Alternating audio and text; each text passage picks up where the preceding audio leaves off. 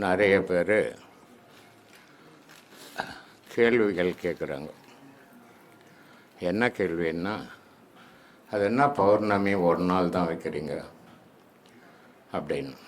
இது வியாபாரம் பண்ணுற கடை இல்லை, ஆன்மீகம். ஆன்மீகம்ன்றது ஒரு சுதந்திரமானது, அது யாருக்கும் அடிமையானது இல்லை.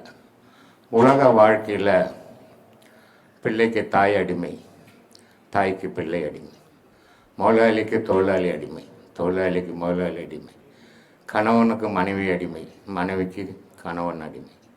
ஆனால் தெய்வீகத்தில் யாருக்குமே அடிமை கிடையாது, சுதந்திரமானது.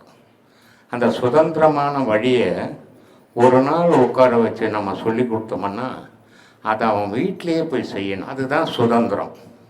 அப்போ இங்கே தெரிஞ்சுக்கணும், வீட்டில் அனுபவிக்கிறான், அப்போ அது சுதந்திரம்.